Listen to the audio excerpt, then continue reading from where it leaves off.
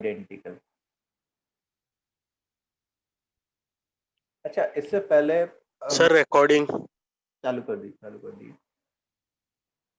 इससे पहले जो हम लोग पढ़ रहे थे पिछले कुछ क्लासों से, उसमें अगर तुम जितने भी क्वेश्चंस देखते, उसमें जितने भी ऑब्जेक्ट्स थे सारे एक दूसरे से डिस्टिंक्ट थे। ठीक है, जैसे मैंने अगर कोई एग्जांपल लिया था तो उससे झील का एग्जांपल लिया था। इसमें क्या था कि सारे के सारे एक दूसरे से डिस्टिंक्ट थे, कोई भी एक दूसरे के सेम नहीं था। और फिर मैंने जो एक फॉर्मूला भी बताया था कि arrangement of n distinct objects, तो यहाँ पे डिस्टिंक्ट लिखा था, यहाँ पे वर्ड डिस्टिंक्ट लिखा था, NPR. That was n factorial. An arrangement of n distinct objects, that is n factorial, मतलब n ऑब्जेक्ट्स को अरेंज करना। और फिर एक लिखा था कि arrangement of r from n distinct objects, तो वहां पे क्या लिखा था कि उसका फॉर्मूला था NPR। सर मैं जैसे या लेजेंड फिर स्टार्टिंग से बोल सकते हैं। क्या हुआ? सर अभी थोड़ा सा मैं लास्ट डिस्कनेक्ट क्लास हो का गया। रिवाइज ही करा रहा हूँ। अच्छा ठीक। मैं लास्ट क्लास का रिवाइज करा रहा हूँ। Arrangement of n distinct objects क्या था? n फैक्टोरियल, मतलब जितने ऑब्जेक्ट्स अवेलेबल हैं सारे के सारे को अरेंज कर दिया, n को अरेंज कर दिया, तो वो n फैक्टोरियल। अब मेरे पास से n डिस्टिंक्ट ऑब्जेक्ट्स अवेलेबल है और उसमें से r ऑब्जेक्ट्स को अरेंज करना था। तो एक तो तरीका था कि मैं NPR लिख लूं, या दूसरा तरीका था कि मैं n में से पहले r ऑब्जेक्ट्स को सेलेक्ट करता और उन r ऑब्जेक्ट्स को अरेंज करता। तो NCR इंटू R फैक्टोरियल। तो वहां पे क्या था कि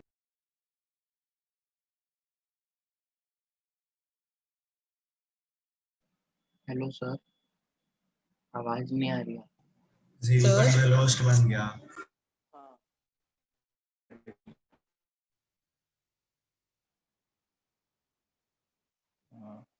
हेलो, झील से कोई है क्या? मुझे होस्ट बनाइएगा। सर आपका स्क्रीन अभी विजिबल है। हाँ, स्क्रीन तो विजिबल है, लेकिन मेरे को वो मैसेज नहीं आ पाएगा। चैट में जो है वो चैट टू होस्ट ओनली किया गया है। ठीक है, चलो वो हो जाएगा, तब तक हम लोग पढ़ते सर हैं। एवरीवन पे है? नहीं है। एवरीवन पे है? नहीं है। No sir. No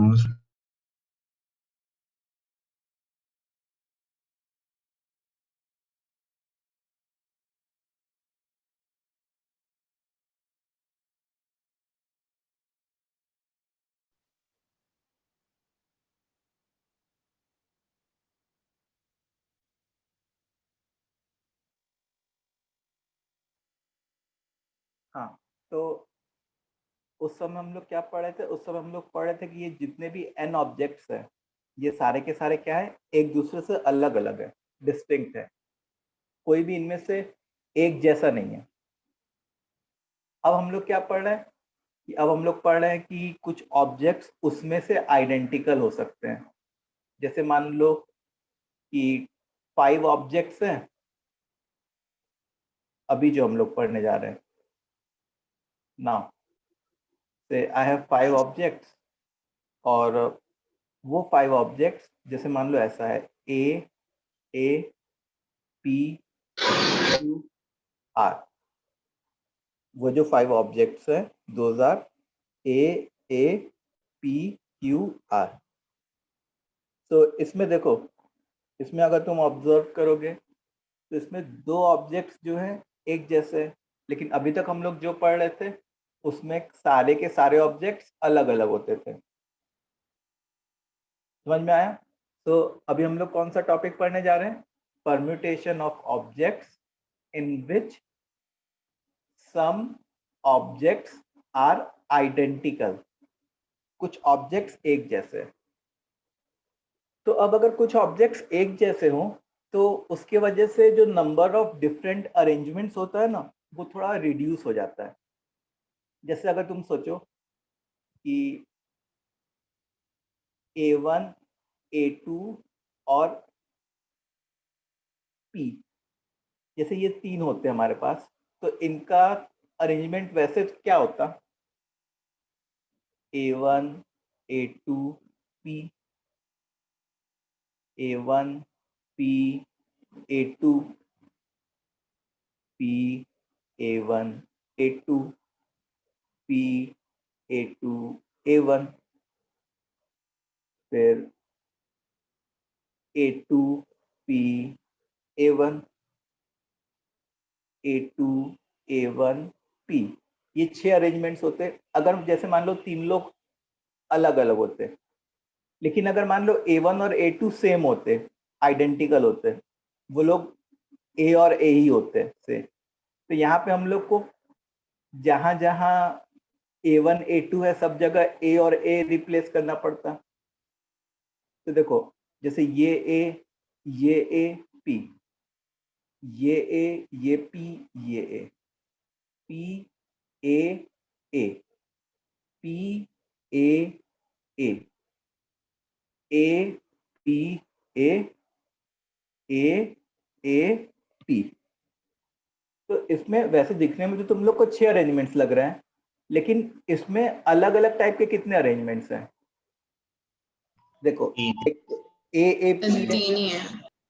divide by 2। अच्छा, इसका मैचिंग इधर हो गया है AAP। एक APA है, इसका मैचिंग इधर हो गया है, और एक PAA है, इसका मैचिंग इधर हो गया है। तो जो अलग अलग अरेंजमेंट्स होते हैं, तो इस केस में क्या होते हैं? केवल 3 डिस्टिंक्ट अरेंजमेंट्स होते हैं। मतलब जितने बार वेरिएबल रिपीट हो रहा है उससे डिवाइड कर देंगे। उतने फैक्टोरियल से डिवाइड कर देते हैं। हाँ, ओके। ठीक है, तो जितनी बार वो आइडेंटिकल ऑब्जेक्ट्स रिपीट हो रहे हैं, उतने फैक्टोरियल से हम लोग क्या करते हैं? डिवाइड कर देते हैं। तो सबसे पहली बात ये समझ में आई कि अगर मेरे ऑब्जेक्ट्स आइडेंटिकल होंगे तो number of arrangements will get reduce, which we would be getting yes जब सारे ऑब्जेक्ट्स डिस्टिंक्ट होते। जब सारे ऑब्जेक्ट्स डिस्टिंक्ट होते तो जैसे यहाँ पे अगर सारे ऑब्जेक्ट डिस्टिंक्ट होते तो इसका अरेंजमेंट क्या होता?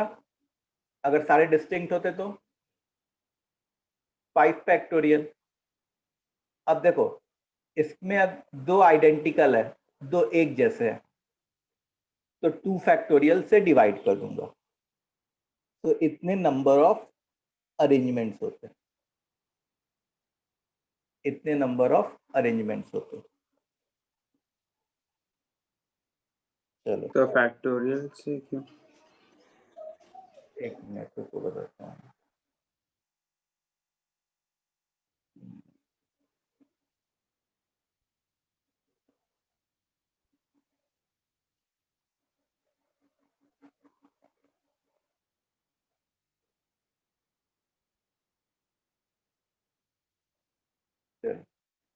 हाँ, अब ऐसा होता क्यों है कि हम लोग उतने फैक्टोरियल से क्यों डिवाइड करते हैं?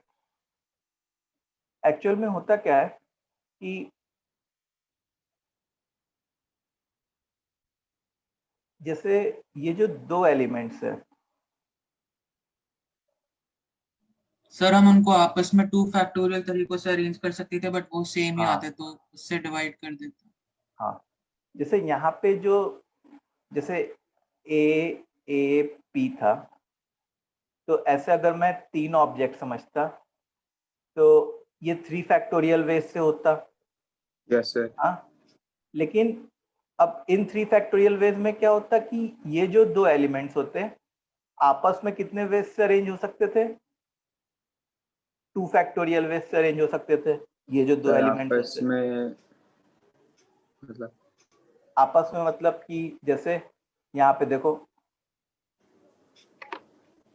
ए एक जगह A1 A2 हुआ तो एक जगह A2 A1 हुआ।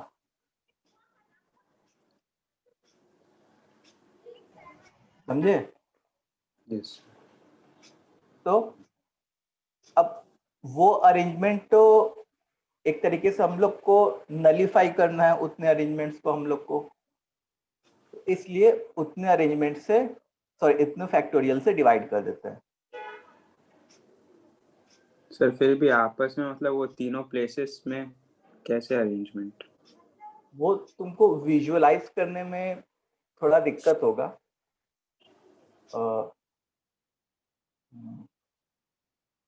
तुम ऐसे सोचो, जैसे मान लो A B C है, तो अगर जैसे मान लो ये सारे के सारे अगर डिस्टिंक्ट होते तो ये कितने फैक्टोरियल से होते? 5 फैक्टोरियल से होते। Yes sir. ठीक है, अब होता क्या कि इस 5 फैक्टोरियल में कुछ अरेंजमेंट्स ऐसे होते, मतलब जैसे मान लो इस BC को तुमने यहाँ और यहाँ रहने दिया। Yes sir. ठीक है, तो ये जो है 3 फैक्टोरियल से आपस में अरेंज हो सकते थे, अंदर वाले A1 हाँ A2 sir. A3 A2 A1 A3।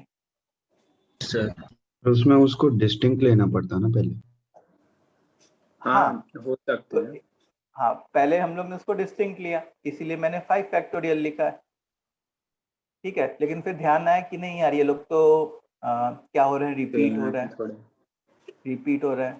तो 3 फैक्टोरियल से ये लोग इस B और C के पोजीशन को सिर्फ फिक्स कर दो कि ये 4th और 5th पोजीशन पे बैठे हुए हैं। तो उसके कारण जैसे मान लो B और C को अगर तुमने 4th और 5th पोजीशन पे फिक्स कर दिया, और अगर मान लो ये 3 डिस्टिंक्ट होते। सर वैसे 6 बनते हैं इसलिए। हाँ, तो वैसे ये लोग आपस में अरेंज होते तो कितने बनते? 3 फैक्टोरियल बनते। लेकिन असल में कितने बन रहे हैं, एक्चुअल में कितने बन रहे हैं? 5 फैक्टोरियल। एक्चुअल में तो अगर B और C को फिक्स कर दिया तो एक्चुअल में तो ये एक ही बन रहा है। समझ में आया?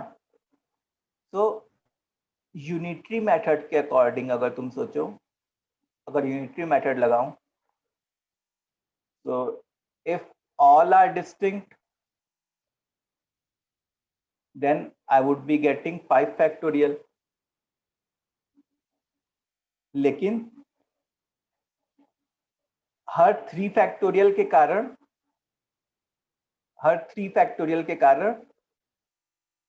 एक अरेंजमेंट आ रहा होता।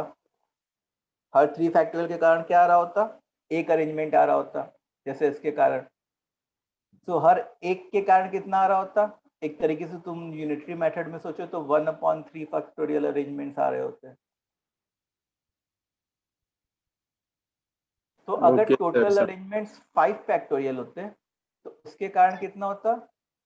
5 फैक्टोरियल अपॉन 3 फैक्टोरियल अरेंजमेंट्स होता। समझ में आया? Yes sir. मतलब हर एक पॉसिबल अरेंजमेंट के लिए 3 फैक्टोरियल तो सेम ही है।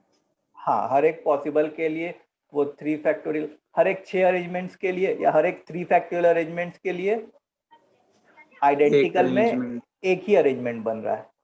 जो डिस्टिंक्ट तो है। हाँ, एक डिस्टिंक्ट अरेंजमेंट बन रहा है। तो हर 5 फैक्टोरियल अरेंजमेंट के कारण कितना बनता? 5 फैक्टोरियल अपॉन 3 फैक्टोरियल अरेंजमेंट्स बनता। यस सर, समझ गया। तो बच्चों तुम लोग को क्लियर है? एक बार जल्दी से कमेंट कर दो please. Yes sir. Yes chat sir. Box में। सर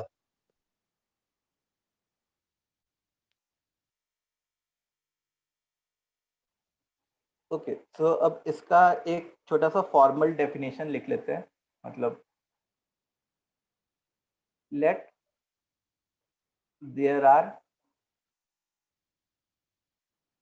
मतलब अब ये नोट टाइप का हो गया। n objects out of which m1 objects are identical of type 1, m2 objects are identical of type 2, m3 objects are identical of type 3, and rest all remaining objects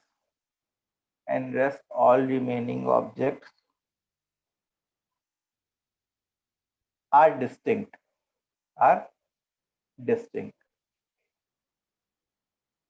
ठीक है. So number of arrangements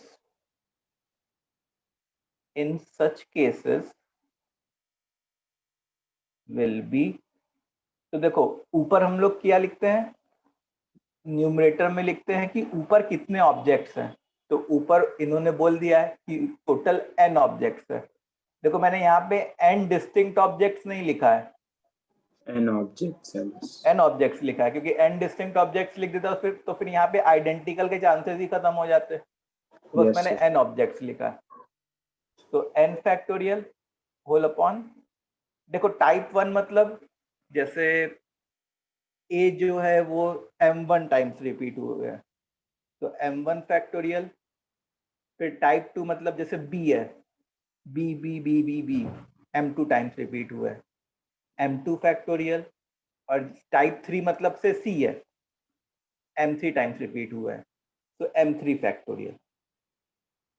और जो distinct है उनके लिए तो एक तरीके से तुम सोचो तो 1 फैक्टोरियल मल्टीप्लाई होगा, क्योंकि वो एक ही बार रिपीट हुआ एक तरीके से, या एक ही बार अकर किया है. और 1 फैक्टोरियल तो बाय द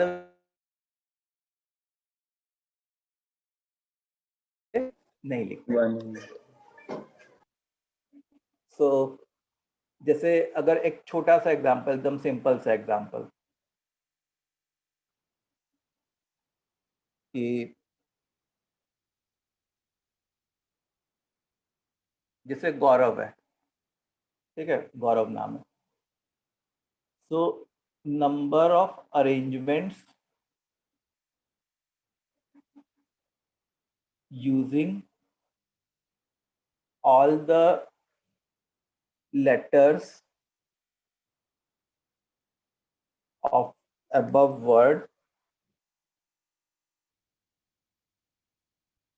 will be, तो देखो इसमें हम लोग को क्या करना पड़ेगा कि कौन सा कितनी बार आ रहे हैं वो देखना पड़ेगा.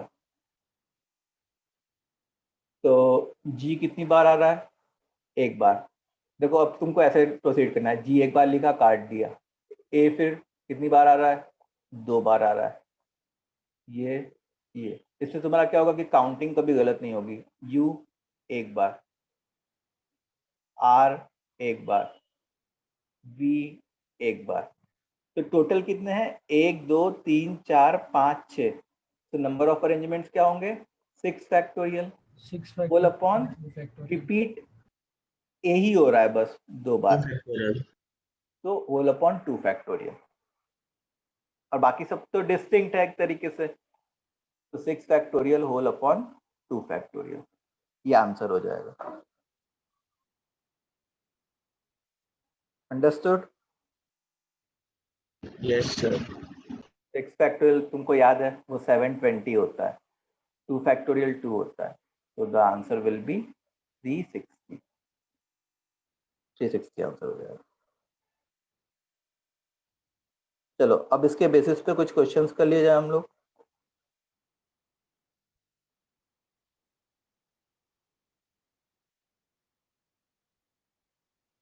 तो क्वेश्चन है कि इन हाउ मैनी वेज, अच्छा वैसे अगर तुम इस क्वेश्चन में देखो या इस एग्जांपल में देखो, तो इसमें हम लोग को ने गौरव वर्ड में जितने भी अल्फाबेट्स थे सारे यूज किए, ठीक है। Yes sir. मतलब मैंने ऐसा क्वेश्चन नहीं बोला है कि how many 4 lettered words will be form. So उसमें केस बन जाते हैं। हाँ, वो एक लंबी कहानी हो जाती फिर। How many 4 lettered words can be form, वो एक लंबी कहानी हो जाती। सर वैसे ठीक है? क्वेश्चन भी आते हैं एग्जाम में। वो भी आएंगे, हाँ वो भी आएंगे, Cases वो भी हम लोग होंगे। करेंगे। अभी तो पहले एक फाउंडेशन बिल्ड कर रहे हैं। Basic. Okay. In how many ways we can rearrange, sound बंद कर दो. In how many ways we can rearrange all the letters of the word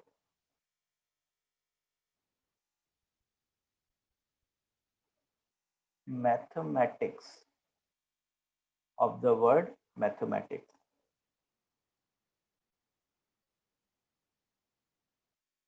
ठीक है, तो पूरे मतलब एक बड़ा सा फैक्टोरियल वाला टर्म आएगा तो उसको इवैल्यूएट मत करना, बस उस फॉर्म में लिख के छोड़ देना।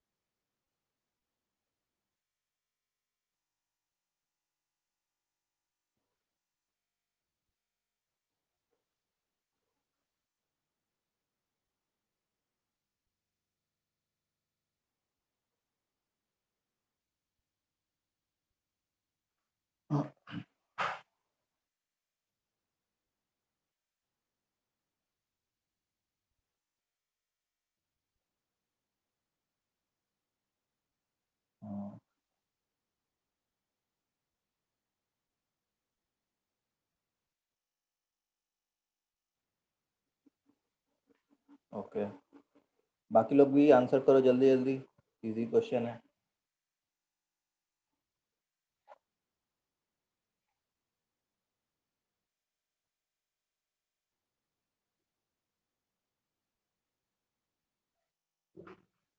तो अगर तुम देखो मैथमेटिक्स है इसमें, तो पहले देख लेते हैं कौन कितनी बार है। तो m जो है कितनी बार है, 2 बार है। a जो है कितनी बार है, 2 बार है। t 2 बार। h 1, बाकी सब e 1, i ICS तीनों c एक s सारे के सारे 1 1 1 है, ठीक है। तो 2 2 4 2 6 7 8 9 10 11, तो टोटल है 11। तो क्या हो जाएगा, 11 factorial whole upon 2 factorial 2 factorial 2 factorial, ठीक है। अच्छा, यस। क्वेश्चन में अगर तुम देखो तो मैंने पूछा है in how many ways we can rearrange, sir -1 हो जाएगा क्योंकि उसमें एक हाँ मैथमेटिक्स माइनस। तो -1 भी होगा, क्योंकि ये वाली जो क्वांटिटी आनी है उसमें एक मैथमेटिक्स वर्ड भी आ चुका होगा ना। हम लोग से तो पूछा गया कि कितने वेज में वापस रीअरेंज कितने कर बार सकते हैं, करें? और अलग कितने हो सकते हैं मैथमेटिक्स से, इसलिए So 1 why सब्ट्रैक्ट किया है। different ऐसा क्वेश्चन एक और किया था, yes sir, ट्रायंगल how वाला। many different words can be formed? एक और था। ठीक है, -1 clear. yes sir. Okay good. अब देखो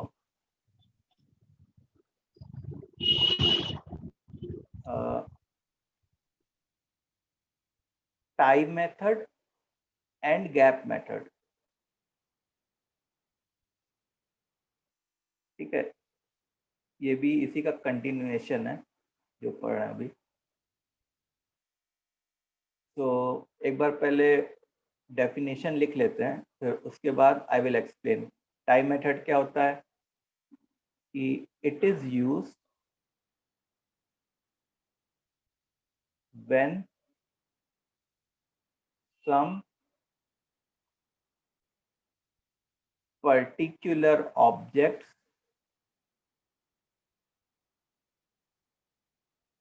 always wants to remain together.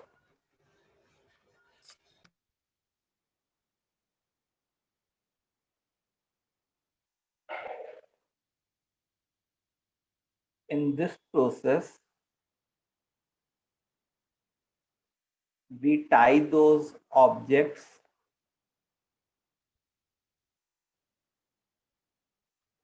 with a rope, hypothetical rope,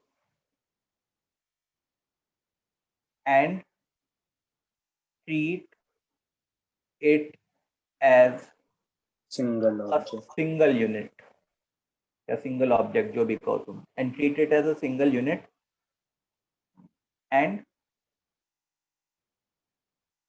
arrange this single unit with other remaining objects. We also arrange, चाहे arrange लिखूं चाहे permute लिखूं, बात सेम है. We also arrange or permute objects lying inside the rope. Lying inside the rope. ठीक है, इसको लिखो, फिर मैं इसका एक एग्जांपल दिखाता हूँ. Done sir. बाकी लोग भी लिख लो.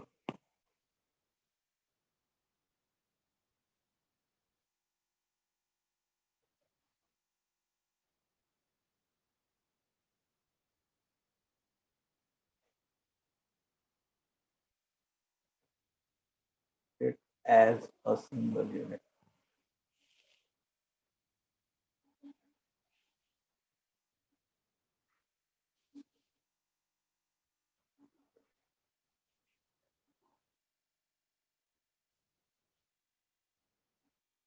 चलो लिख लिया सारे बच्चों ने. अच्छा, ये मतलब जो भी मैंने लिखवाया उससे थोड़ा सा तो आइडिया लगा होगा कि आखिर टाइम मेथड है क्या. तो सर हम जिस यूज भी कर चुके थोड़ा. हाँ सर हमने एक क्वेश्चन में यूज किया था. यूज किया है. हाँ सर. सर 4 के डिविजिबल नंबर्स बताने थे तो नहीं नहीं लास्ट नहीं, 2 वो नहीं, डिजिट्स. नहीं नहीं वो नहीं है. वो नहीं जैसे एक साथ बैठना एक ग्रुप में. जैसे जैसे मान लो all letters of the word IIT JEE are to be arranged such that all vowels should be together. Such that all vowels should be together. Then find number of all possible arrangement.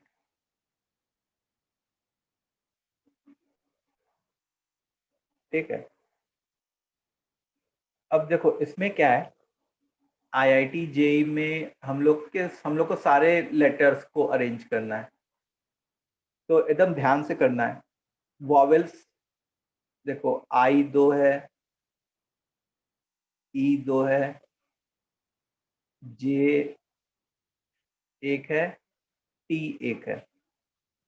तो हम लोग क्या चाहते हैं, हम लोग चाहते हैं कि जितने भी वॉवेल्स हों वो एक साथ हो, मतलब I, E और E एक साथ हो. तो व्हाट वी विल डू, इनको एक रस्सी से बांध दिया, एक रोप से बांध दिया, और इसको एक सिंगल यूनिट माना. इसको एक 1 यूनिट माना। अच्छा, अब इसके बाद क्या बचा? इसके बाद J और T बचे। तो टोटल कितने यूनिट्स हो गए अगर तुम देखो तो?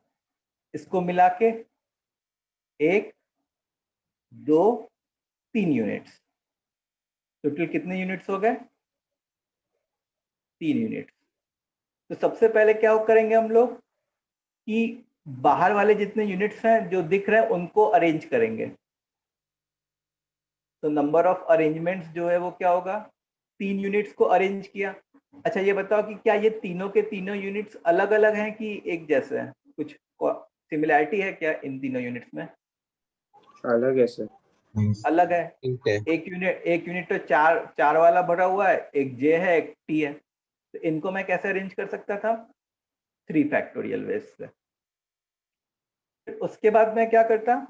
उसके बाद मैं इस रस्सी के अंदर जाता, उसमें भी 4 एलिमेंट्स हैं, तो उन 4 एलिमेंट्स को अरेंज करना था। तो 4 एलिमेंट्स को बाय द वे कैसे अरेंज करते हैं? 4 फैक्टोरियल। 4 फैक्टोरियल। फिर ध्यान है कि 4 एलिमेंट्स में से 2 तो I है और 2 तो E है। In those 4 elements there are 2 I and 2 E। तो इसको मैं कैसे अरेंज करता? मतलब हम लोग को मतलब डीपरम्यूट करना पड़ता, 2 फैक्टोरियल और 2 फैक्टोरियल से डिवाइड करके। ठीक है, तो ये जो चीज लिखी वो क्या लिखी? Arrangement of elements within the row.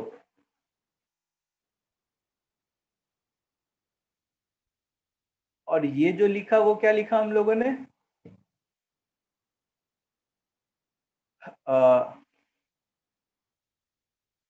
Arrangement of external elements.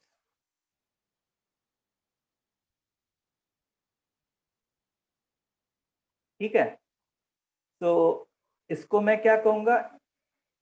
इसको मैं इंटर परम्यूटेशन कहूंगा या इंटर अरेंजमेंट। और इसको मैं क्या कहूंगा? इंट्रा परम्यूटेशन, मतलब अंदर वाले, रस्सी के अंदर वाले का अरेंजमेंट। ठीक है, वैसे इंटर इंट्रा न समझ में आया उसमें कोई बात नहीं। तुमको क्या करना है? एक बार रस्सी के अंदर।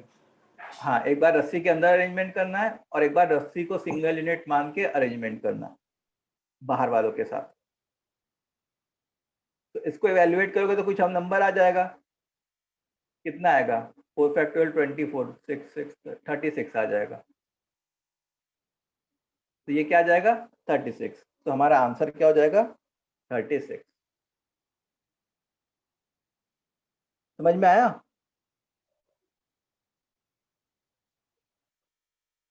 बोलो। Yes sir. Yes sir. Yes sir. तो इस चीज को हम लोग क्या कहते हैं? Time method. टाइम मेथड में क्या करते हैं? जिनको एक साथ रहना रहता है उनको रस्सी से बांध देते हैं, उसको सिंगल यूनिट ट्रीट करते हैं, फिर उस यूनिट को बाकी रिमेनिंग यूनिट्स के साथ अरेंज करते हैं, उसको कहते हैं हम लोग इंटर परम्यूटेशन। फिर इनटू रस्सी के अंदर जो एलिमेंट्स हैं उनका अरेंजमेंट करते हैं, उसको क्या कहते हैं हम लोग? Intra permutation. उसको व्हाट डू वी से? Intra permutation. फाइन।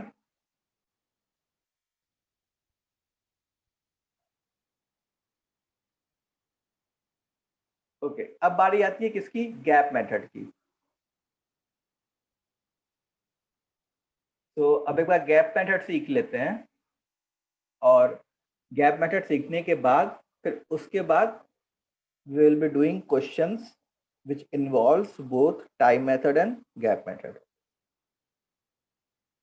तो gap method की कहानी लिख लो। It is used when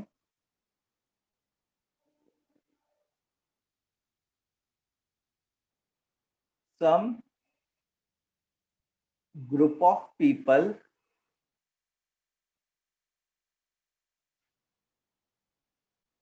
never want to sit adjacent to each other. Some group of people never want to sit adjacent to each other. मतलब जैसे मान लो कि example अगर मैं दूं सिंपल लैंग्वेज में, A B C D E F G, ये 6 लोग हैं और इसमें से इन 6 लोगों में से ए सी और डी ये तीनों आपस में दुश्मन है, ठीक है, दे आर एनिमी। आपस में तीनों की किसी की भी किसी से नहीं बनती, न ए की सी से बनती है, न ए की डी से बनती है, न सी की डी से बनती है। मतलब कोई भी एक दूसरे के बाजू में नहीं बैठना चाहेगा, ठीक है। तब कौन सा मेथड यूज करते हैं? Gap method. तो गैप मेथड कब यूज किया जाता है? जब दुश्मनों को अलग अलग बैठाना हो। अच्छा, अब कैसे यूज करते हैं?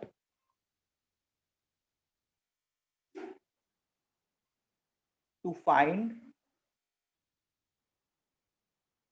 number of ways,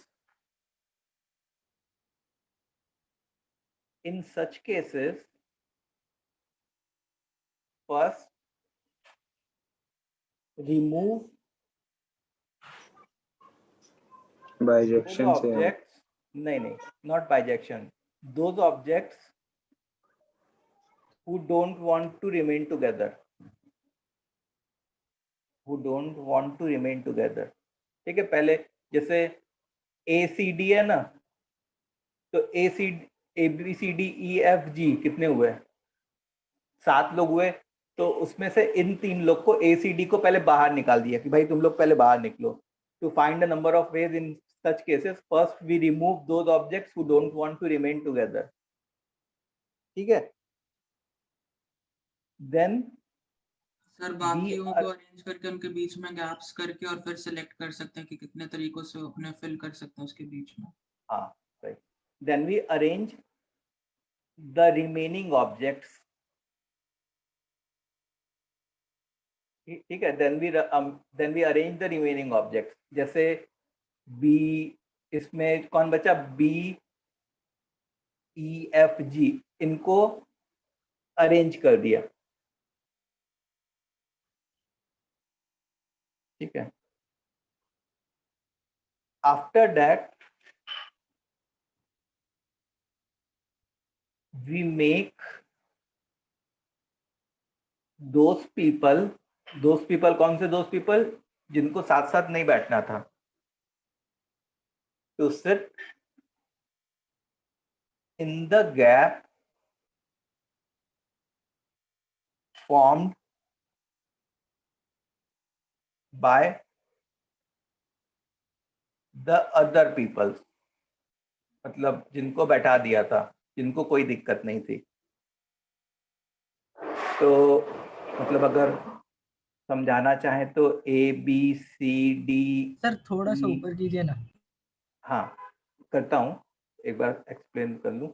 जैसे ए सी डी, इन तीनों को साथ में नहीं बैठना था, ये तीनों आपस में आप दुश्मन है। मैंने क्या किया? पहले ए सी डी इनको बाहर रिमूव कर दिया। उसके बाद बचे कौन? बी ई एफ जी, फिर 4 बी ई एफ जी बचे। तो हम लोग क्या करेंगे? पहले बी ई एफ जी को अरेंज कर देते हैं। ये कितने वेज से अरेंज होते हैं? 4 फैक्टोरियल वेज से अरेंज होते हैं बी ई एफ जी, क्योंकि चारों के चारों क्या है? अलग अलग है। अच्छा, अगर 4 लोग बैठे हैं ना, तो 5 गैप्स क्रिएट होंगे। यस 5, 1 2 3 एक्सट्रीम पोजीशंस 4 भी होगी। 5।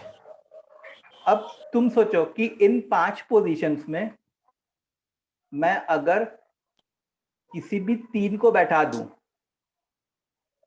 जैसे मान लो एक को यहां बैठा दिया, एक को यहाँ बैठा दिया और एक को यहाँ बैठा दिया, तो क्या मैं ये इंश्योर कर लूंगा क्या कि ए, सी और डी एक साथ नहीं बैठेंगे, यस सर। आजू बाजू नहीं बैठेंगे, मतलब हमारी कंडीशन फुलफिल हो जाएगी। हाँ समझ में आ रहा है सारे बच्चों? Yes sir. सर पर 5 प्लेसेस में होगा ना पर। हाँ, हाँ तो हम लोग क्या करेंगे, अब हमारे पास तो 5 सीट्स अवेलेबल है एक तरीके से, ये समझ लो। अब 5 में से किसी 3 सीट्स को सेलेक्ट कर लिया जहां पे मेरे को अच्छा इन 3 बंदों को बैठाना है। अब 3 सीट सेलेक्ट हुई और 3 बंदे सर 3 बंदे हैं। 5C3 into 3 फैक्टोरियल होगा। यस, 5C3 से 3 सीट सेलेक्ट हो गई। अब 3 बंदे हैं और 3 सीट्स हैं, तो उनको कैसे अरेंज करेंगे? 3 फैक्टोरियल वे से। सर इसमें उल्टा किया ना, सीट सिलेक्ट किए बंदे बाद में। हाँ, मतलब जितने बंदे हैं उतनी सीट्स, या जितने बंदे हाँ। हैं उतने गैप सेलेक्ट किए, जो भी कहो। सर एक बार रिपीट करो ना। हाँ, फिर से सुनो। देखो, गैप मेथड ही रिपीट करो ना, कि टाइम मेथड भी रिपीट करो? Sir gap method. केवल गैप मेथड। तो गैप मेथड में क्या होता है, भूल जाओ ये सब कहानी जो लिखी है।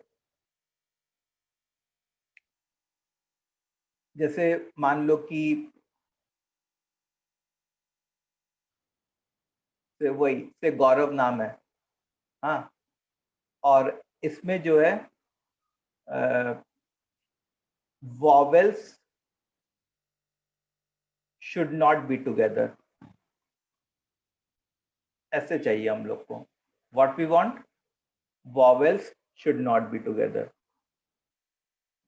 तो जैसे मैं एक तरीके से ये एग्जांपल ही करा दे रहा हूं।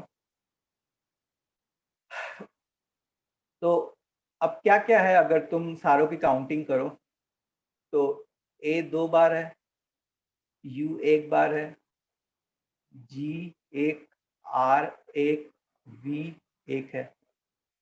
तो वॉवेल्स को नहीं रहना साथ में, मतलब जितने भी वॉवेल्स हैं सारे के सारे दुश्मन हैं। तो 3 वॉवेल्स हैं, ऐसा नहीं सोचना कि 2 ही वॉवेल्स हैं, ए और यू।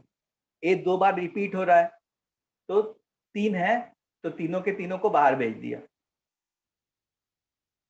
ठीक है, तो ए और यू अपना वेटिंग लिस्ट में बैठे हुए हैं। अब बचे कौन? जी, आर और वी। जी, आर, वी, ये 3 पोजीशंस हुई। अब इसमें 3 पोजीशन पे इन 3 लोगों को बैठाना है, अरेंज कराना है। तो अब क्योंकि ये तीनों अलग अलग हैं, तो इनका अरेंजमेंट्स क्या होता है बताओ? 3 फैक्टोरियल। कुछ डिवाइड करने की जरूरत पड़ती है क्या हम लोग को? नहीं, सब डिस्टिंक्ट है। सारे के सारे डिस्टिंक्ट हैं। ओके, तो इस 3 फैक्टोरियल से मैंने क्या किया? जी, आर, वी को अरेंज कर दिया। हाँ, फिर अब इनके वजह से कितने गैप्स क्रिएट हुए? 1, 2, 3, 4 गैप्स क्रिएट हुए। और मेरे पास कितने बंदे बचे हुए हैं? 3 बंदे बचे हुए हैं। तो मैं क्या करूंगा कि इन 4 गैप्स में से कोई 3 गैप सेलेक्ट कर लूंगा। तुम सोचो कि इन 4 गैप्स में से ये एक गैप, ये एक गैप और ये एक गैप सेलेक्ट कर लिया, और उसमें ये जो 3 बंदे हैं उनको बैठा दिया। तो क्या मैं ये इंश्योर करूंगा कि कोई भी आजू बाजू ना हो? देखो, कोई तुम सोच रहे होगे कि इसके आजू बाजू कोई है, तो हाँ है, यहाँ पे कोई बंदा बैठा है, जी, आर, वी में से कोई बैठा है। ठीक है, तो 4 में से 3 गैप सेलेक्ट किया, तो 4 गैप्स में से 3 गैप सेलेक्ट किया, 4C3। ठीक है, अच्छा, पहले स्टार्टिंग में ये मान लो कि सारे के सारे डिस्टिंक्ट है। ए और वी, सॉरी, ए और यू, ये तीनों के तीनों डिस्टिंक्ट है। तो इनको मैं अरेंज कैसे करता? 3 लोगों को 3 फैक्टोरियल। फिर बाद में ध्यान आया कि यार ए तो 2 बार रिपीट हो रहा है, तो हम लोग को उसको डी परम्यूट करना पड़ेगा। तो होल अपॉन 2 फैक्टोरियल। तो इसकी वैल्यू जो होगी वही हमारी आंसर होगी। Okay, sir. Understood. Thank you. चलो, सबको समझ में आ गया? Yes sir. ओके। कभी भी प्लस नहीं लगेगा हर्षद, प्लस वगैरह नहीं लगेगा। सारे के बीच में Cases में है ना? मल्टीप्लिक And- केसेस कहीं नहीं लिए। कहाँ केस कहाँ लिए हम लोग? नहीं, मैं बोल रहा केसेस नहीं लिया इसलिए। हाँ हाँ, केसेस नहीं लिए हम लोगों ने। तो there won't be any plus, सब में आपस में बीच में मल्टीप्लिकेशन लगेगा। प्लस Sir, कब लगता है बस? करो ना। हाँ, स्क्रॉल अप कर रहा हूँ। जैसे केस 1 का कुछ आंसर आया हो और Okay. केस 2 का कुछ आंसर आया हो, फाइनल आंसर। जैसे केस 1 का ये फाइनल आंसर आया हो और ये केस 2 का फाइनल आंसर आया हो, तब इनका एडिशन होगा, तब जाके आंसर होता। केसेस के बीच में बस एडिशन होता है और हर जगह क्या हो रहा होता है? मल्टीप्लिकेशन।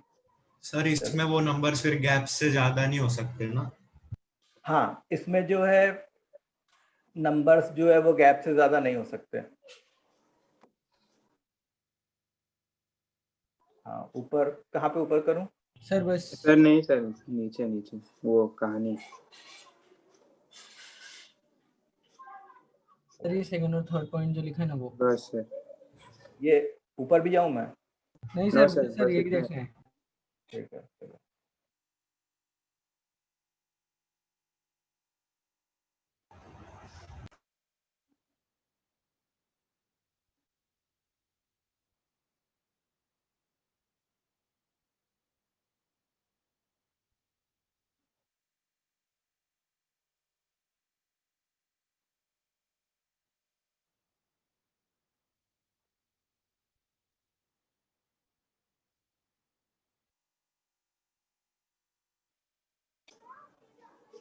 सर स्क्रॉल डाउन करो हम्म, बस।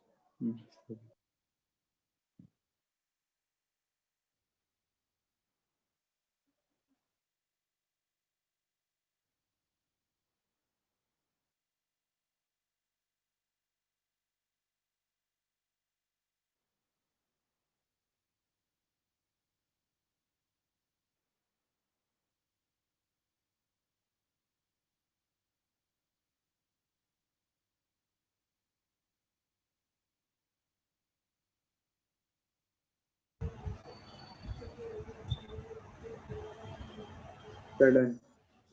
चलो। सर एक मिनट।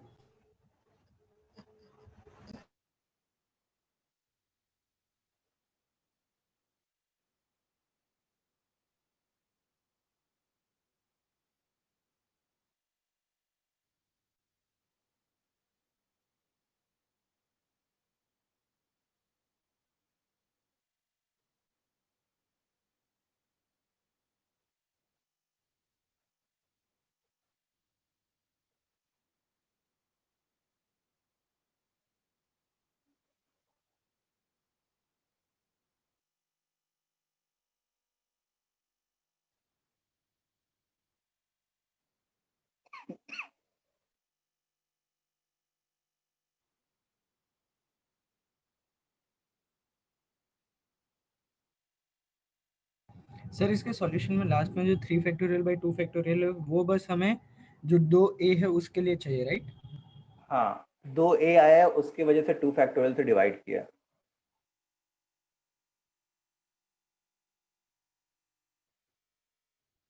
थ्री फैक्टोरियल तो इसलिए किया क्योंकि ये लोग 3 थे और फिर a 2 आइडेंटिकल थे, इसलिए 2 फैक्टोरियल से डिवाइड कर दिया।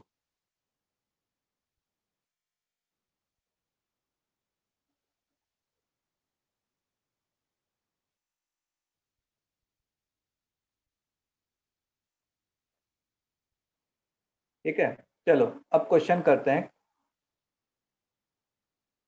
क्या है question? Let 10 people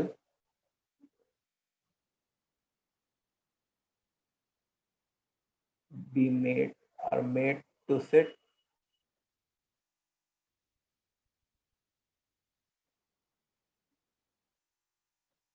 to stand in a row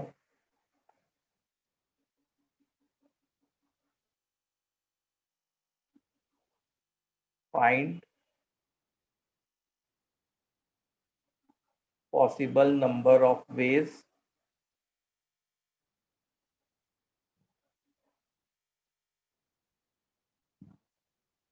अच्छा, इसके अब बहुत सारे सब पार्ट्स हैं। पहला सब पार्ट है नो रिस्ट्रिक्शन। ठीक है, पहला सब पार्ट क्या है? No restriction.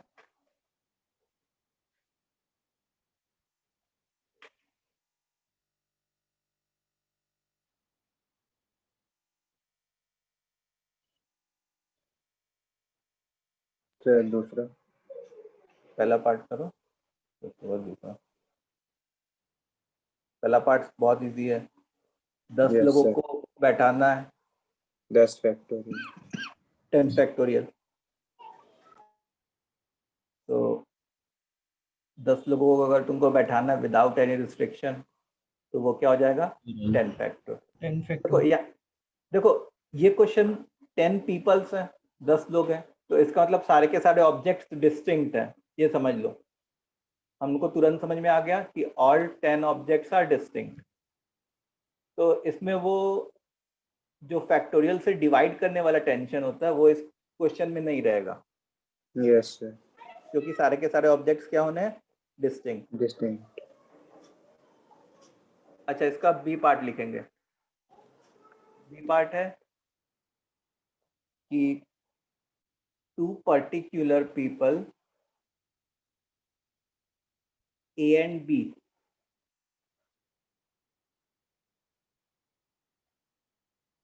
should never stand together. Two particular people A and B should never stand together.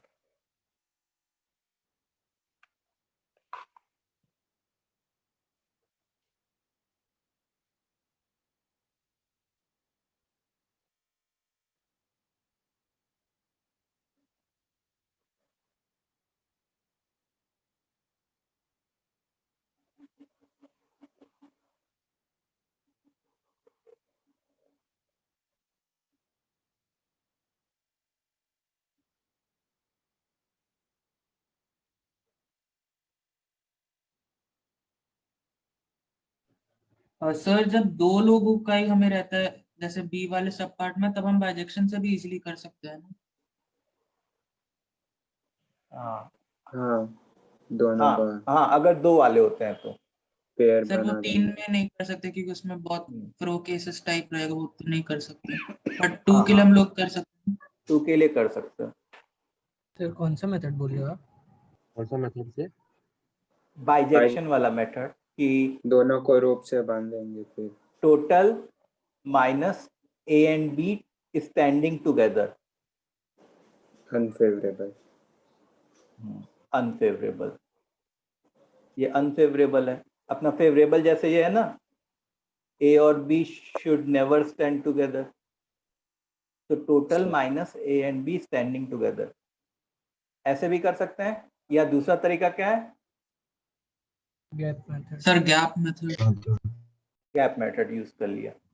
तो देखो, 2 लोगों को बाहर निकाला गया है, ए और बी को हम लोग ने बाहर निकाला है। इसका मतलब कितने लोग बचे?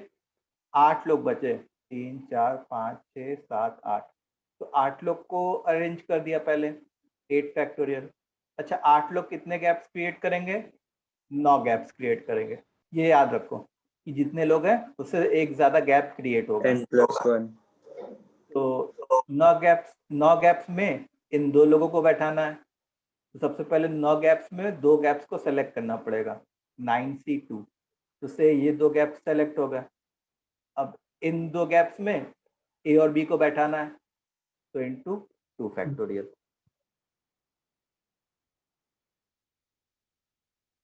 ठीक है,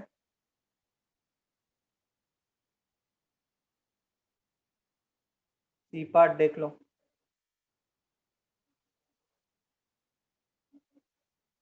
ए B should be together,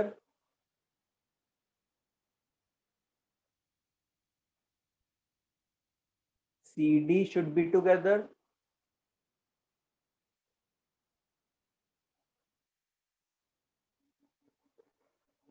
but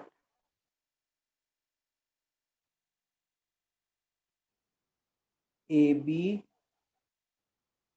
and CD should be separated.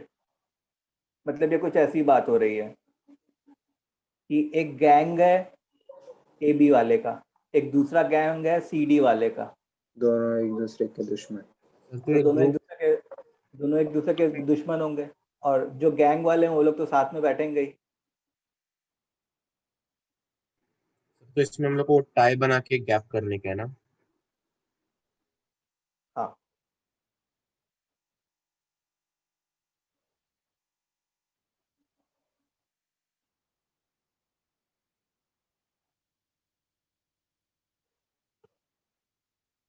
हाँ ओम, जो जो आंसर यहाँ से आ रहा है और जो आंसर यहाँ से आता वो सेम होता।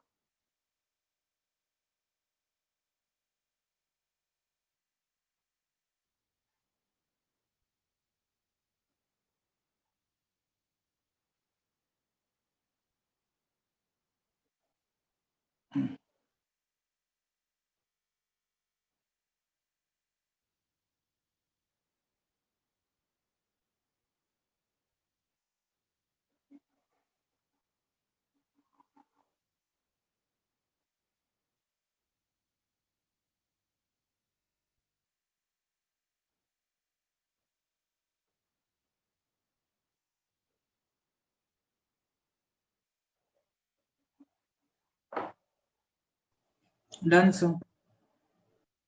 चलो गुड।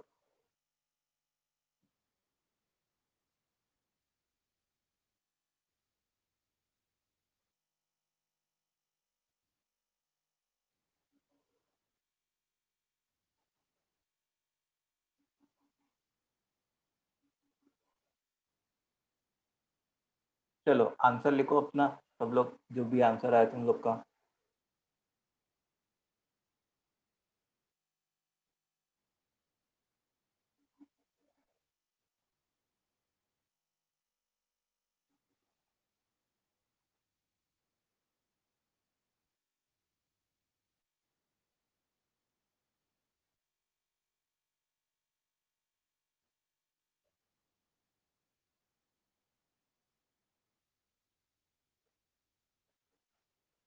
अच्छा, AB को एक साथ होना है,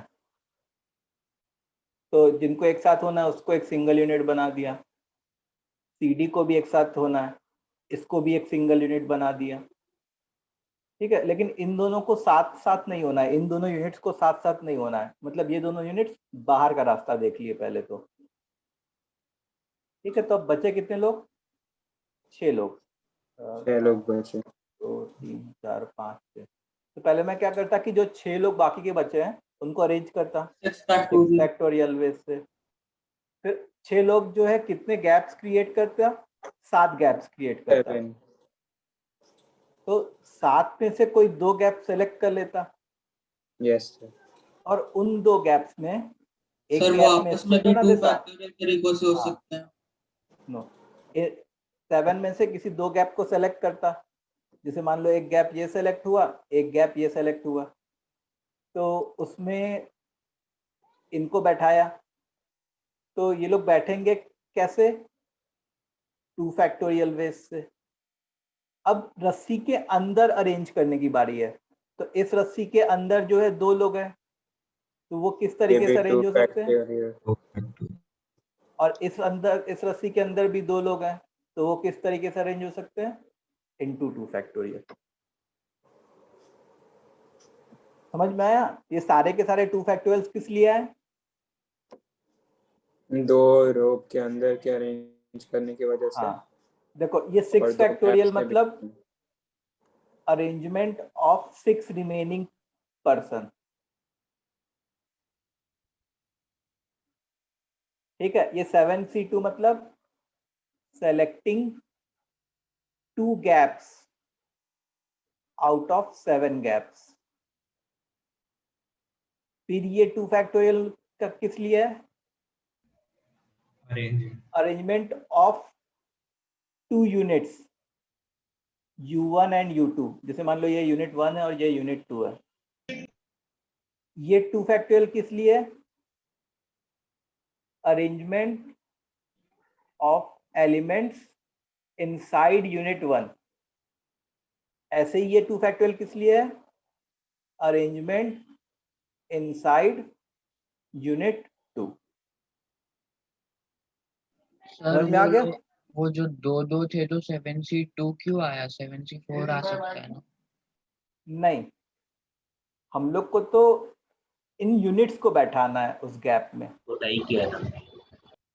अगर तुम 7C4 करते तो फिर उसमें तो तुम ये कर देते ना कि चार गैप सेलेक्ट कर देते। D और अगर A।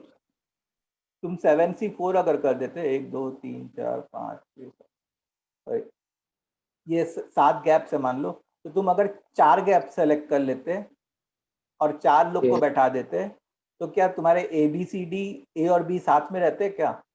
No sir. नहीं, तुमको ये नहीं सोचना कि वो जो गैप है वो बस छोटा सा गैप है कि जिसमें एक ही आदमी बैठ सकता है, ऐसा नहीं सोचना है। स्पेस बहुत है उस गैप में, ओके, समझे? Yes sir. तो इसमें ऐसा बोलते कोई तीसरा गैंग है जो एक के साथ बैठ सकता है AB के साथ, लेकिन CD के साथ नहीं बैठ सकता। आप बहुत सारी पॉसिबिलिटीज बना सकते हैं क्वेश्चन में तो। सर और इस क्वेश्चन में हमें मतलब AB और CD सेपरेटेड नहीं होता बोलते तो केसेस लेने पड़ते ना? केसेस लेने पड़ेंगे क्या सर अगर हमें सेपरेटेड नहीं भी नहीं, होना है ये अगर बताते नहीं तो क्या करें? तब फिर तो कुछ नहीं करते। तब फिर तो जैसे यूनिट 1 है, यूनिट 2 है, ठीक है, AB should be together, CD should be together, और उसके अलावा और कुछ नहीं बोलता। तो यूनिट 1, यूनिट 2 और बाकी के 6 है, मतलब 8 यूनिट्स हैं। तो तुमको अरेंज तुम करते 8 फैक्टोरियल से, फिर यूनिट 1 को अंदर ही अरेंज कर देते 2 फैक्टोरियल से, यूनिट 2 को अंदर ही अरेंज कर देते 2 फैक्टोरियल से। अगर ये बोला जाता कि AB एंड CD के बारे में शुड नॉट बी सेपरेटेड वाला कोई सिनारियो ना होता तो मतलब गैप मेथड लगाते ही नहीं तब हम लोग। Yes sir.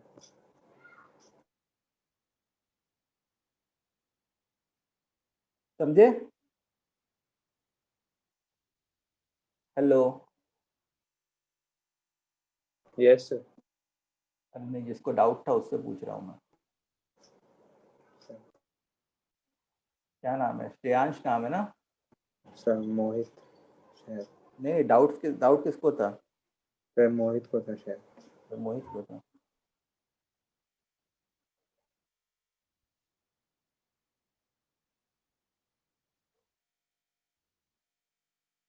अच्छा, नेक्स्ट पार्ट है A should be present at either of the extreme. A should be present at either of the extreme.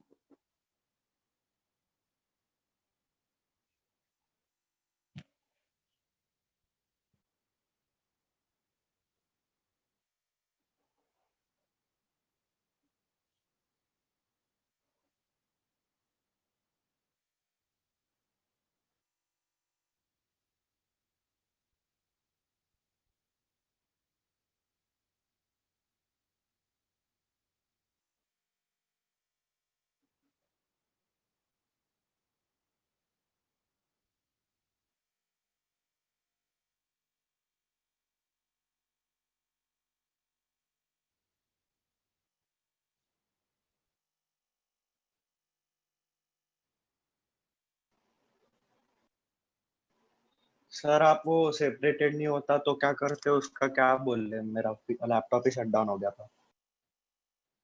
देखो, अगर सेपरेटेड नहीं होता, बस ऐसे होता कि AB टुगेदर होने चाहिए और CD टुगेदर होने चाहिए, और ऐसा नहीं बोला होता कि AB and CB should be separated, बस इतना ही दिया होता कि AB together, and C D together. तो इसको हम लोग यूनिट 1 मानते हैं, इसको यूनिट 2 मानते हैं। 4 लोग एग्जॉस्ट हो गए, 6 लोग बाहर बचे, तो टोटल कितने यूनिट्स हो गए? 8 यूनिट्स हो गए। मेरा एम क्या है? मेरा एम यही है बस कि ए बी आपस में होने चाहिए, सी डी आपस में होने चाहिए। मतलब ए बी एक कपल है जो मूवी देखने गया है, और सी डी एक कपल है जो मूवी देखने गया है। तुमको आजू बाजू वाले से क्या मतलब होता है? क्या मतलब कुछ नो सर। नहीं। तो अब इनको, इन 8 यूनिट्स को कैसे अरेंज करते? 8 फैक्टोरियल इनटू, अब यूनिट 1 के अंदर 10 के अंदर ये लोग कितने तरीके से अरेंज होते हैं? 2 फैक्टोरियल।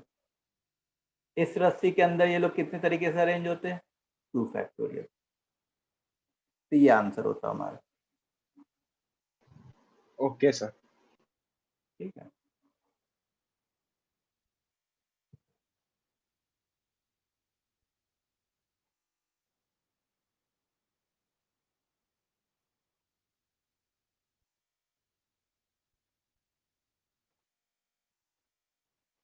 चलो, A should be present at either of the extreme. तो देखो भाई, अब हमारे पास 10, 3, 4, 5, 6, 7, 8, 9, 10 है।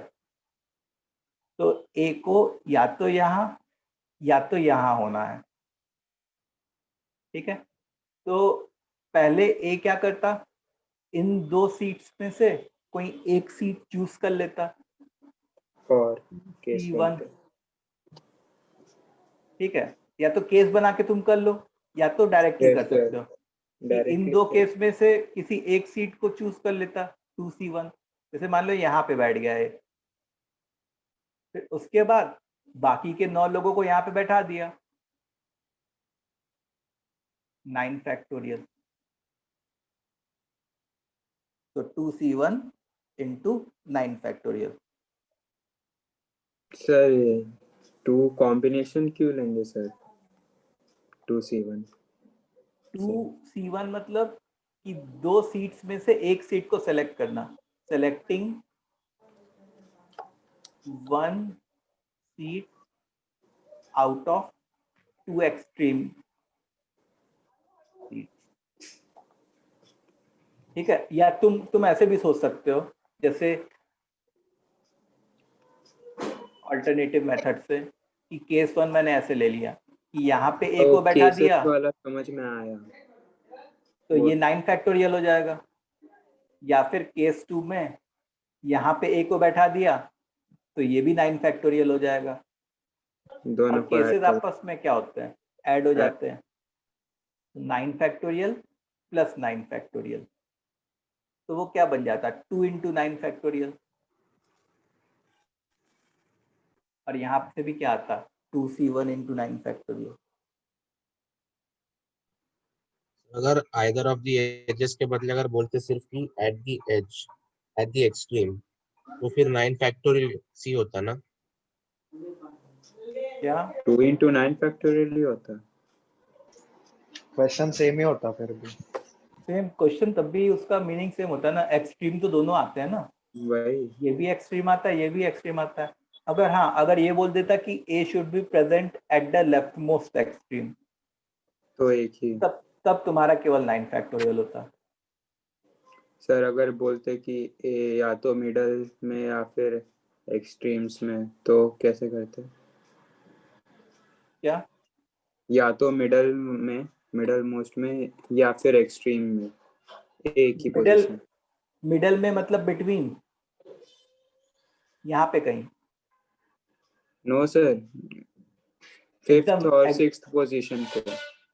अच्छा, तो तुम ऐसा कर सकते थे ना कि और उसमें 10 पोजीशंस है, तो 2 मिडल वाले आ जाएंगे। हाँ, तो 4C1 हो जाता, 4C1 into 9 factorial into 9 factorial हो जाता।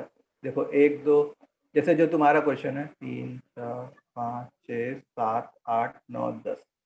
तो अब हमारे पास जो काम लायक सीट्स हैं अकॉर्डिंग टू यू, ये वाली है, ये वाली है, 1 2 3 4, 5वां छठवा, ठीक है, कि A should be seated at the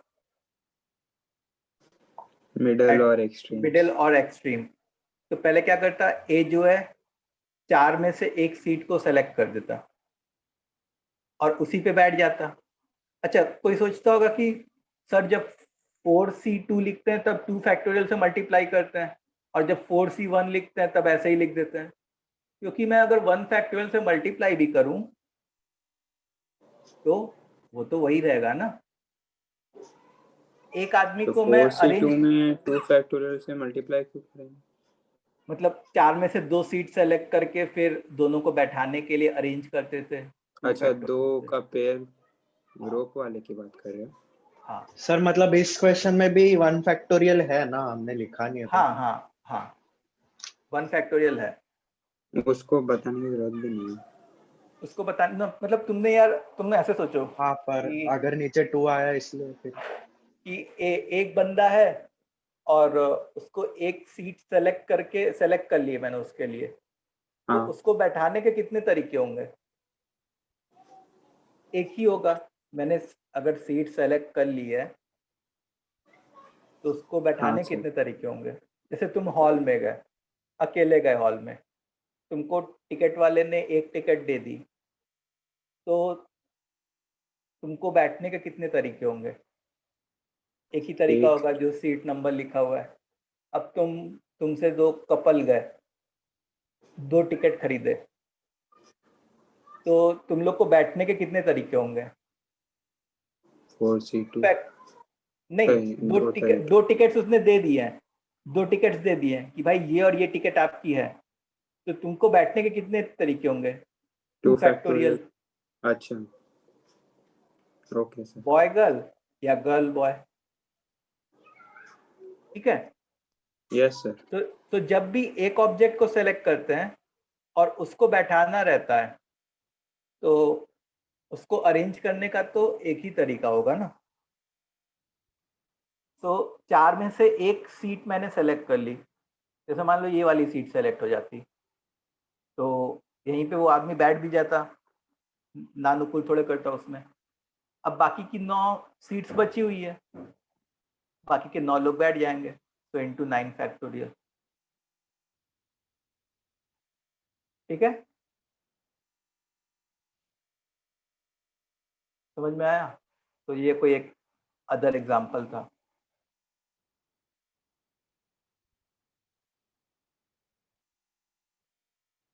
तो ये कौन सा पार्ट हुआ हमारा? डी वाला पार्ट हुआ। अब कौन सा पार्ट करेंगे? ई वाला। ई वाला है कि exactly 1 out of A and B should be seated at either extreme. Exactly 1 out of A and B should be seated at either extreme.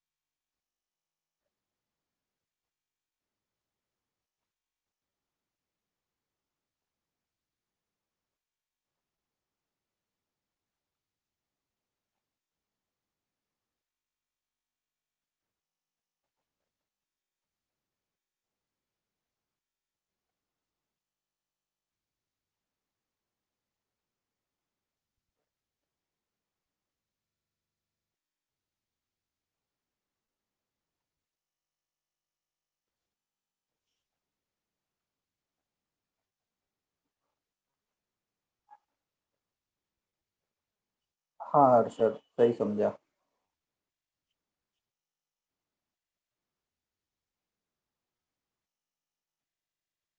Sir आगे इसमें भी केसेस बनाने पड़ेंगे। केसेस भी बना के कर सकते हो या थोड़ा कॉम्बिनेशन लगा के एक ही पार्ट में कर सकते हो तुम। केस बना के करोगे तो तुम्हारी अंडरस्टैंडिंग थोड़ी बेटर बनेगी।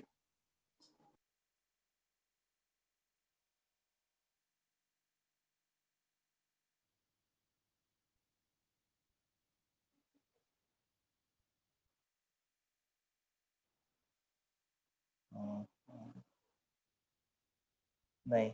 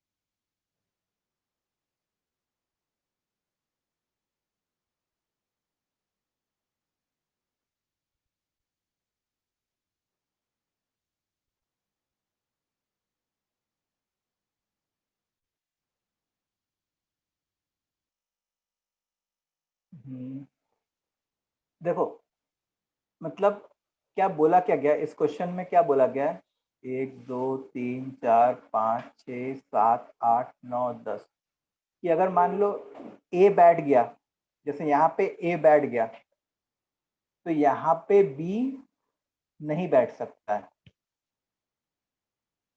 ठीक है, ऐसा कुछ बोला गया है कि exactly 1 out of A and B should be seated at either extreme. तो देखो जैसे मान लो अगर मैं केसेस बना के कर रहा होता तो केस 1 एक ये होता, तो जैसे इसके कितने वेज होते हैं, यहाँ पे ए को बैठा दिया तो अब फंडामेंटल प्रिंसिपल ऑफ काउंटिंग से कर रहा है, यहाँ पे कितने वेज से लोगों को बैठा सकते थे बताओ। यहाँ पे न बी बैठ सकता था और ए तो ऑलरेडी उधर बैठ ही चुका है, तो इसको 8 तरीके से। अब यहाँ पे और यहाँ पे 2 लोग बैठ गए, मतलब 2 लोग यूज अप हो चुके हैं, अब 8 लोग बचे हैं। तो अब मिडल पोजीशन पे मतलब ये सब पोजीशंस पे 8 7 6 5 4 3 2 1, तो ये क्या बन जाता 8 फैक्टोरियल इंटू 8। ठीक है, अच्छा केस 2 में क्या होता सर केस 2, हाँ बोलो। सर वो 8 क्यों हुआ 9 क्यों नहीं हुआ? ये 8 इसलिए हुआ क्योंकि ऐसा बोला गया कि जब ए यहाँ पे बैठेगा तो यहाँ पे बी नहीं बैठ सकता। Exactly 1 out of A and B should be seated, मतलब इन दोनों में से किसी Okay, एक sir, को ही समझ एडमिशन गया। मिलेगा। Yes sir, okay thank you. अब जैसे मान लो मैंने यहाँ पे बी बैठाया तो यहाँ पे भी वही ए को नहीं बैठा सकूंगा मैं, तो इसके लिए भी 8 फैक्टोरियल इंटू 8 बन जाएगा। अच्छा केस 3 क्या हो सकता था, यहाँ पे मैंने ए को बैठा दिया तो यहाँ को मैं बी को नहीं बैठा पाऊंगा, तो ये भी 8 फैक्टोरियल इंटू 8 हो जाएगा। और केस 4 में क्या होगा, सर केस 1 में भी वो मतलब इंटू 2 कर सकते हैं ना डायरेक्ट? इंटू 2 क्यों? तो वो सेम ही होंगे दोनों इसलिए। अच्छा Case 1 को उसके into लिए 2। हाँ मतलब तुम number of 4 cases times reduce करने की, हाँ केस 1 और केस 2 को एक साथ मर्ज करने की बात कर रहे हो। Case 1 Yes. और केस 3। हाँ नहीं सब हो जाएंगे मैच। ठीक है, वो अभी मैं एक ही में बता देता हूँ। वैसे जैसे मान लो मैंने यहाँ पे बी को बैठा दिया, तो यहाँ पे ए नहीं बैठ पाएगा, तो इसका भी 8 फैक्टोरियल इंटू 8 हो जाएगा। तो टोटल कितने हो जाएंगे? टोटल जो है दैट विल बी इन सारों का एडिशन, सो 4 इंटू 8 फैक्टोरियल, ये सर टोटल ऐसा होगा। नहीं होता क्या कि इनमें से कोई रिपीट हो रहा हो? नहीं हो सकता रिपीट। देखो कैसे, जैसे यहाँ पे ए बैठा है, यहाँ पे बी बैठा है, सर तो इनमें से तो कोई रिपीट हो नहीं सकता। हाँ ठीक है, अच्छा केस 1 और केस 3 में देखो, अगर तो यहाँ पे ए बैठा है, इस फर्स्ट पोजीशन पे बैठा है, और यहाँ पे तो लास्ट पोजीशन पे बैठ गया। अच्छा, एक ही है बार आ सकता है। ये तो एक ही बार आ सकता है, तो केस हाँ 1 तो और ये केस भी 3 नहीं में से भी होगा। कोई रिपीट नहीं हो सकता। फिर केस 1 और केस 4 में देख लो, जैसे वहाँ पे केस ये 1 आ ही में नहीं फर्स्ट सकता। पोजीशन पे ए बैठा ही है, और केस 4 में लास्ट फर्स्ट पोजीशन पे ए कभी बैठ ही नहीं सकता, तो इसमें से भी कोई रिपीट नहीं हो सकता। Okay sir. ठीक है, ऐसे ही बाकी सब के साथ भी तुम बी देख सकते के भी ऐसे ही हो जाएंगे। हो। हाँ। अच्छा, अगर मेरे को इसको सिंगल स्टेप में सॉल्व करना होता, सिंगल स्टेप, तो 1 2 3 4 5 6 7 8 9 10, तो मैं क्या करता कि सबसे पहले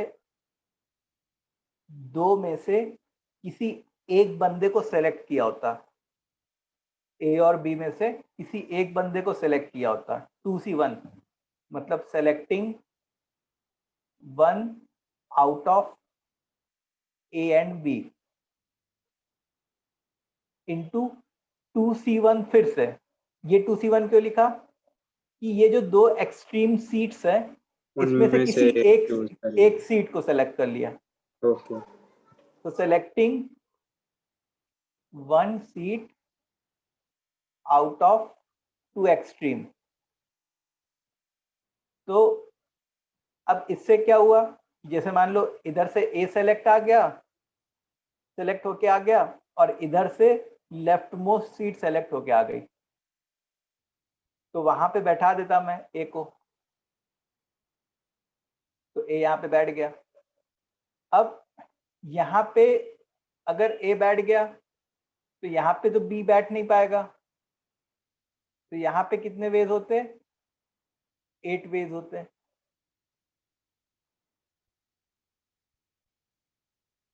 ठीक है, अब बाकी के बाकी 8 लोग बचे हैं। यहाँ पे 2 लोग एग्जॉस्ट हो चुके हैं, बाकी के बाकी 8 लोग बचे हैं।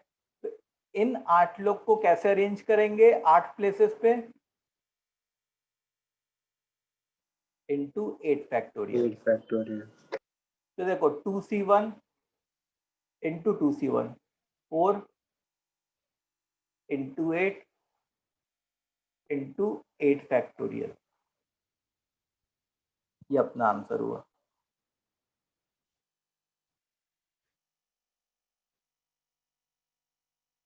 सर पहले वाले मेथड में प्रॉब्लम ज़्यादा अच्छे से विजुअलाइज होता है।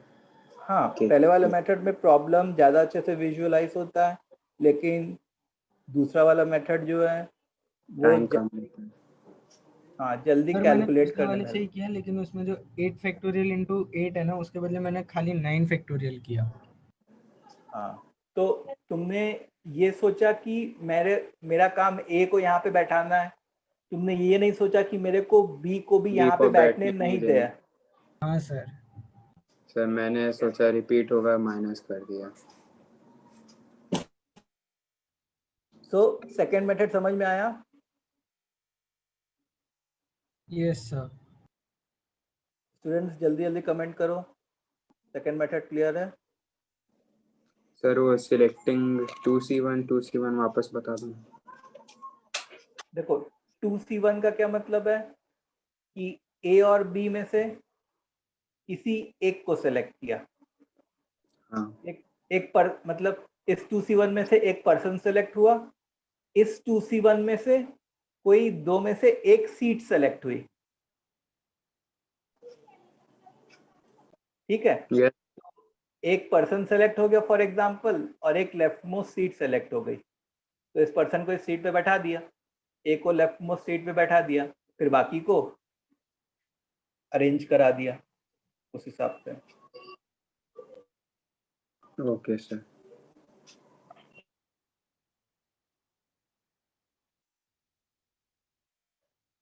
ठीक है, 8 into 8 फैक्टोरियल कैसे आया? 8 इस वजह से आया कि जो Number of right most position है उसमें न तो ए आ सकता है क्योंकि ए तो पहले बैठ चुका था, और बी भी नहीं आ सकता क्योंकि ए या बी में से कोई एक ही एक्सट्रीम पोजीशन पे बैठना चाहिए। इसलिए यहाँ पे बैठने के 8 तरीके होते हैं, 8 लोग Yes. बैठ सकते थे अलग अलग। अब बाकी के 8 लोग बचे और ये 8 सीट्स अवेलेबल है,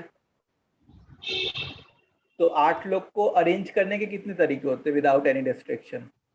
8 फैक्टोरियल। Yes sir. तो 8 into 8 फैक्टोरियल बन गया हमारा।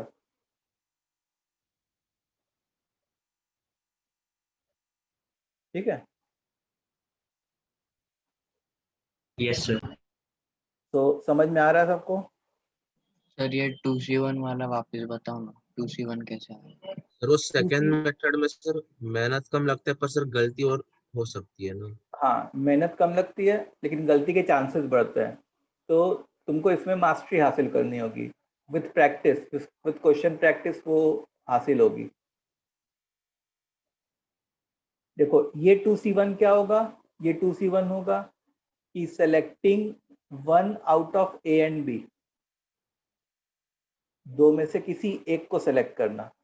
हाँ सर। ये 2C1 क्या हो गया कि selecting one seat out of two extreme.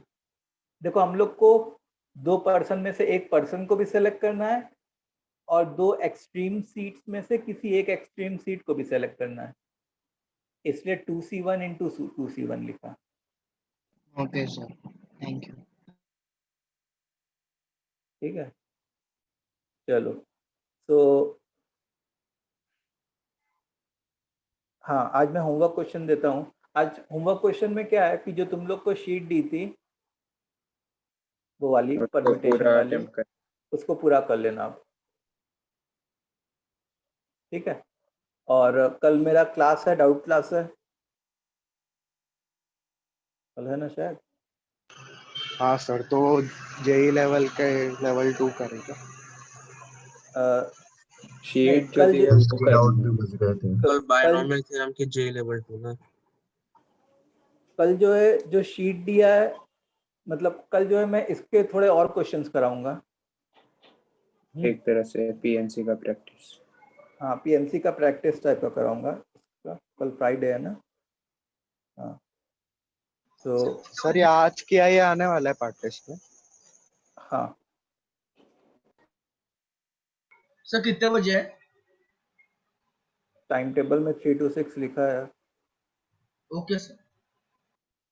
ठीक है, तो कल का जो डाउट लेक्चर है that is a sort of practice session, तो उसको जरूर से अटेंड करना, मिस नहीं Yes. करना। ठीक, चलो तो आज का सर कब है? सर आप कब है बोले? क्या? कल ये कल डाउट सेशन है ना, 3 to 4 एज पर हाँ टाइम सर। टेबल। सर अभी आप 3 to 6 बोले इसलिए मुझे 3 to 6 टेस्ट है सैटरडे को। हाँ। तो कल जो डाउट सेशन है उसमें पीएनसी के कुछ क्वेश्चंस और प्रैक्टिस करेंगे, फिर उसके बाद जो भी डाउट्स वगैरह होंगे वो सब करेंगे हम लोग। Sir okay sir. हाँ बोलो। सर अगले हफ्ते नॉर्मल क्लासेस होंगे क्योंकि हमारा एग्जाम स्टार्ट हो रहा है सर। अभी कौन सा एग्जाम स्टार्ट हो रहा है? कौन से स्कूल का? पीरियोडिक टेस्ट ट्यूसडे को मैथ्स का पेपर है स्कूल में। पीजे। हम लोग का भी स्टार्ट हो गया। और अगले हफ्ते पूरा एग्जाम चलेगा। सर हमारे 22 तक चलने वाला है। किसके? डीपीएस। डीपीएस के? एक बार बता देना तुम पहला लोग। पेपर हाँ, मैथ का ही है, कुछ नहीं है। 3D geometry. एक बार जो है गीता मैम को बता देना, तो वो उस हिसाब से टाइम टेबल सेट कर देंगे। ठीक है, यस सर। चलो गुड बाय। सर वो टेस्ट के डाउट बच गए थे थोड़े, वो कल। कल कर देंगे। हाँ कल कर लेंगे। Okay sir, thank thank you you sir, bye sir. Bye bye. Thank you sir, bye thank you sir. Sir. Thank you, sir.